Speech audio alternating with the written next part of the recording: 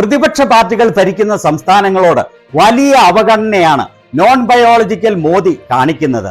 എന്നാൽ ശക്തമായി പ്രതികരിച്ചാൽ അതിന് ഫലം ലഭിക്കുമെന്ന് തെളിയിക്കുന്നതാണ് പ്രിയങ്ക ഗാന്ധി വയനാടിന് വേണ്ടി നേടിയെടുത്ത ഈ വലിയ കാര്യം. വയനാട്ടിലെ വലിയ ഉരുൾപൊട്ടൽ ദുരന്തത്തിൽ 400-ൽ പരം ആളുകൾക്കാണ് ജീവൻ നഷ്ടപ്പെട്ടത്.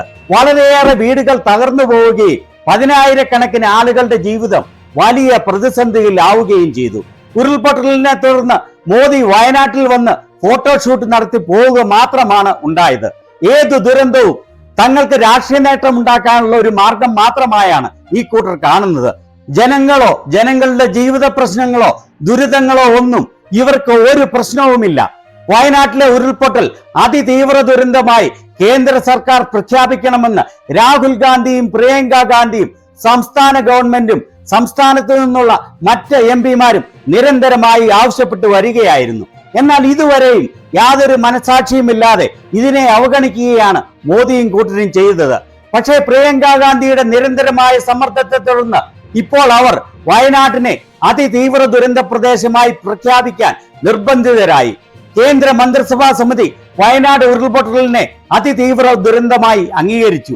അത് അംഗീകരിച്ചുകൊണ്ട് എഴുതിയ കത്താണ് ഇത്. കേരളത്തിലെ കോൺഗ്രസ് പാർട്ടിയുടെ ട്വിറ്റർ ഹാൻഡിലിൽ കുറിച്ചതാണ് ഇത്. പ്രിയങ്ക ഗാന്ധിയുടെ നേതൃത്വത്തിലുള്ള എംപിമാരുടെ പ്രതിനിധി സംഘം സമർപ്പിച്ച നിവേദനത്തെ തുടർന്ന് വയനാട്ടിലെ മുണ്ടക്കൈ ചൂരമല ഉരുൾപൊട്ടലിനെ അതിതീവ്ര പ്രകൃതി ദുരന്തമായി കേന്ദ്ര സർക്കാർ അംഗീകരിച്ചു. ഇതിനുവേണ്ടി പ്രവർത്തിച്ച പ്രിയങ്ക ഗാന്ധിക്ക് വയനാട്ടിലെ ജനങ്ങളുടെ പേരിൽ ഹൃദയം നിറഞ്ഞ നന്ദി അറിയിക്കുന്നു. ഇതിൽ സന്തോഷം അറിയിച്ചുകൊണ്ട് പ്രിയങ്ക ഗാന്ധി ട്വിറ്ററിൽ കുറിച്ചത് ഇങ്ങനെയാണ്: അവസാനം അമിത് ഷാ വയനാട് ദുരന്തത്തെ അതിതീവ്ര ദുരന്തമായി പ്രഖ്യാപിക്കാൻ തീരുമാനമെടുത്തതിൽ വളരെയധികം സന്തോഷിക്കുന്നു.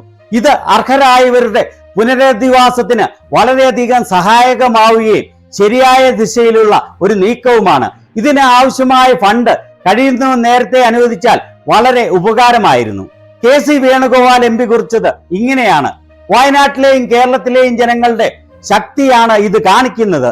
ഇത്രയും ധാർഷ്ട്യം നിറഞ്ഞ ആളുകൾ പോലും നടപടിയെടുക്കാൻ നിർബന്ധിതരായിരിക്കുകയാണ്. വയനാട് ദുരന്തം നമ്മൾ നേരിട്ട ദുരന്തങ്ങളിൽ ഏറ്റവും കഠിനമാണ്. ആദ്യം മുതൽ തന്നെ ഇതൊരു അതിതീവ്ര ദുരന്തമായി പ്രഖ്യാപിക്കണമെന്ന് ഞങ്ങൾ ആവശ്യപ്പെട്ടുകൊണ്ട് ഇരുന്നെങ്കിലും അതിന്മേൽ പ്രതികരിക്കാൻ 5 മാസം സമയമെടുത്തു. പാർലമെന്റിൽ പ്രതിപക്ഷ നേതാവ് രാഹുൽ ഗാന്ധിയും വയനാട് MP പ്രിയങ്ക ഗാന്ധിയും കേരളത്തിലെ മറ്റ് MPമാരും അവസരം കിട്ടുമ്പോഴെല്ലാം ഈ പ്രശ്നം ഉയർത്തിക്കൊണ്ടിരുന്നു. ഇതിനു പുറമെ വയനാട്ടിലെ ജനങ്ങൾ ഒരു സ്പെഷ്യൽ പുനരധിവാസ പാക്കേജ് ആവശ്യപ്പെട്ടുകൊണ്ടിരിക്കുകയാണ്. എന്നാൽ അതിന്മേൽ ഇതുവരെയും തീരുമാനമായിട്ടില്ല. വയനാട്ടിലെ പുനരധിവാസത്തിനുള്ള ഒരു സ്പെഷ്യൽ പാക്കേജ് കേന്ദ്ര ഗവൺമെന്റ് എത്രയും വേഗം തന്നെ പ്രഖ്യാപിക്കണമെന്ന് ആവശ്യപ്പെടുകയാണ്. ഏതായാലും സമ്മർദ്ദം ഫലം ചെയ്യും എന്ന് തന്നെയാണ് ഇത് കാണിക്കുന്നത്. പ്രതിപക്ഷം ഭരിക്കുന്ന എല്ലാ സർക്കാരുകളോടും ശത്രുതാ മനോഭാവത്തോടെയാണ് മോദിയുടെ ഗവൺമെന്റ് പെരുമാറുന്നത്. ഇത് അതിതീവ്ര ദുരന്തമായി പ്രഖ്യാപിക്കുമ്പോൾ അതിന് ആനുപാതികമായ പുനരധിവാസ പാക്കേജ് അനുവദിക്കേണ്ടത് കേന്ദ്രത്തിന്റെ കടമയാണ്. എന്നാൽ ഇത് നോൺ ബയോളജിക്കൽ ദൈവത്തിന്റെ ഭരണമായതിനാൽ ഇത് വെറും പ്രഖ്യാപനത്തിൽ ഒതുങ്ങുമോ എന്ന് കണ്ടറിയണം.